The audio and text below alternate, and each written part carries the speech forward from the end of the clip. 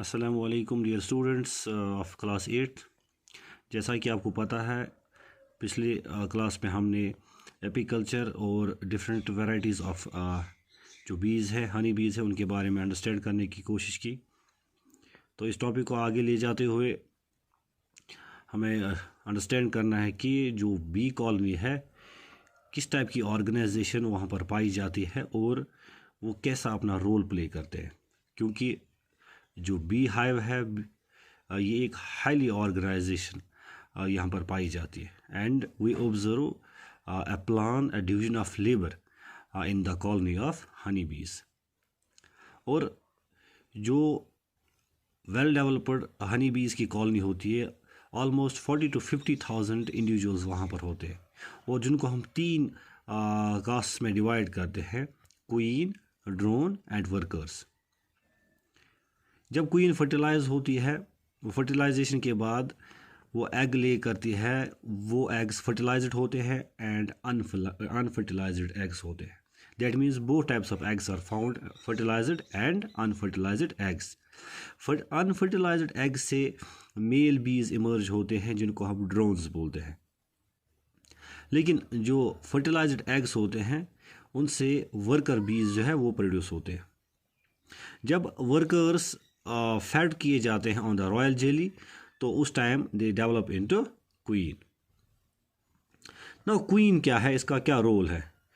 Queen जो है ये एक highly developed female fertile organism है जो कि इस कॉलोनी की हेड होती है।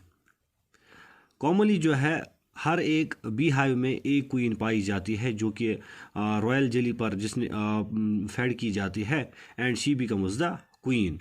And in real sense she is the mother of the colony, और she is guarded by different attendants जो कि जिसको एग लेइंग के बगैर कोई काम नहीं होता है। क्वीन जो है 15 to 20 मिलीमीटर इसकी लेंथ होती है, और बाकी जो ऑर्गेनिज्म्स है बी हाइव में उनसे वो इजीली इसका स्ट्रक्चर है थोड़ा डिफरेंट होता है, वो डिस्टिंग्विश होती है। स्ट्रक्चरली अगर देखें तो जो क्वीन है वो वैक्स या हनी नहीं कर सकती है, nor she gather pollen nectar, but by the combination of oviposition comes sting. The structure is developed which aids her in egg laying. So it means that the queen, when it gets mated once in her life chance, and the drone, it releases almost 2 crore sperms, and which are sufficient for the fertilization of the eggs which are produced by the queen.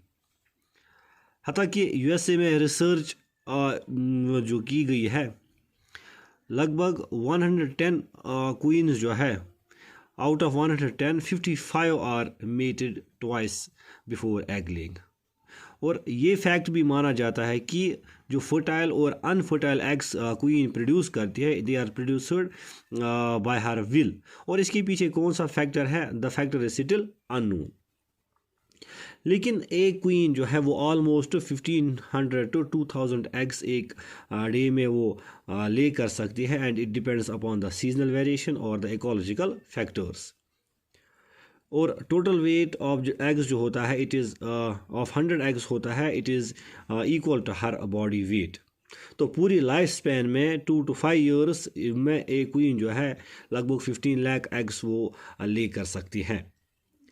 और queen जो colony में when it lose its egg laying capacity, so what happens, दूसरे worker जो है इस same colony के, that is fed on the queen's diet, that means royal jelly is given to that worker, and it develops into a new colony, and it is then provided the facilities which are given to the real queen. तो इस तरह ये नई queen जो है old queen की जगह लेती है। तो वहाँ पर क्या होता है कि जो ओल्ड क्वीन है उसको इस हाइव से फिर अलग निकाला जाता है, and it is driven out, so it now new queen becomes the now mother queen of the colony.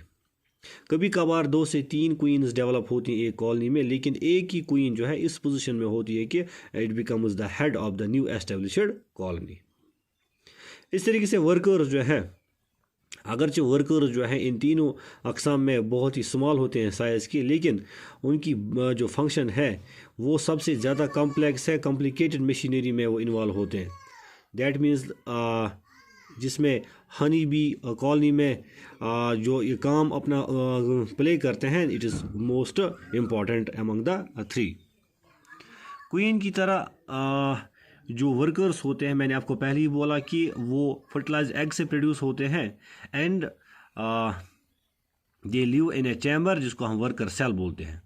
लगभग 21 दिन डेवलपमेंट में एग से एडल्ट बनने में, और पूरा लाइफ स्पैन लगभग 6 वीक्स का होता है। तो इस टाइम में जो वर्कर्स है अपना रोल प्ले करते हैं। जो वर्कर्स हैं दे sacrifice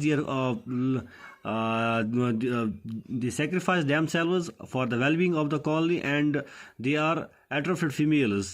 The total indoor and outdoor duty of the colony, it is performed by these workers.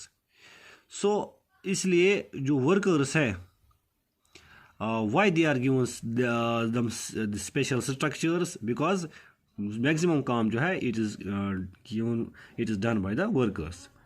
They have long proboscis for sucking the nectar.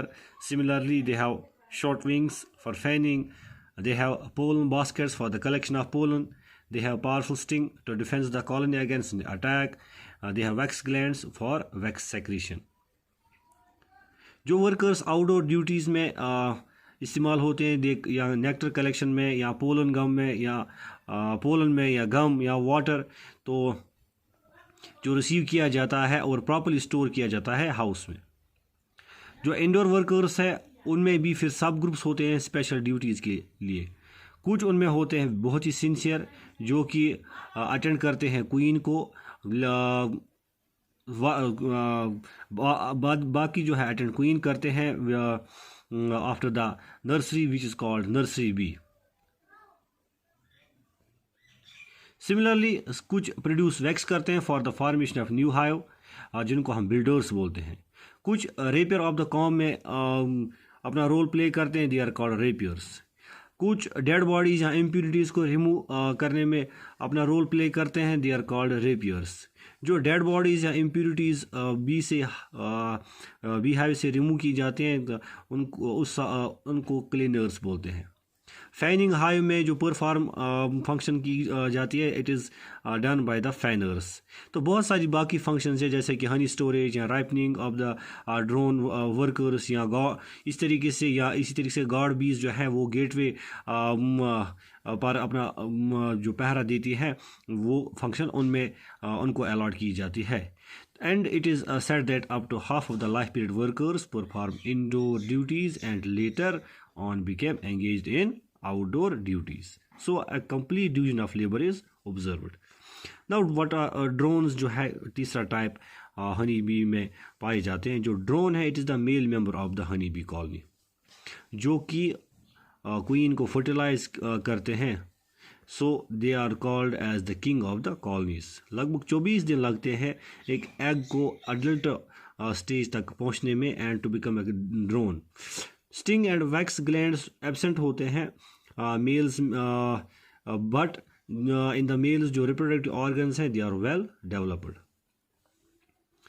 दे आर reared from the unfertilized eggs in large which are called drone cells. इस तरीके से जो drone है वो totally dependent होते हैं workers पे, and they have been seen begging for honey from the workers. तो जो सोल ड्यूटी है ड्रोन की वो है वर्जिन क्वीन को फर्टिलाइज करने की, so that the different organisms are later on established in the colony. But at the time of spawning, the drone follows the queen, copulates and dies after copulation. तो इतना ही इसका role है। सो इस तरीके से हमें ये समझ में आता है कि क्वीन या वर्कर्स या ड्रोन्स किस तरीके से हनी बी कॉलोनी में अपना रोल प्ले करते हैं, और एक ज़बरदस्त ऑर्गेनाइजेशन डिवीजन ऑफ लेबर कैसे पाया जाता है इन द हनी बी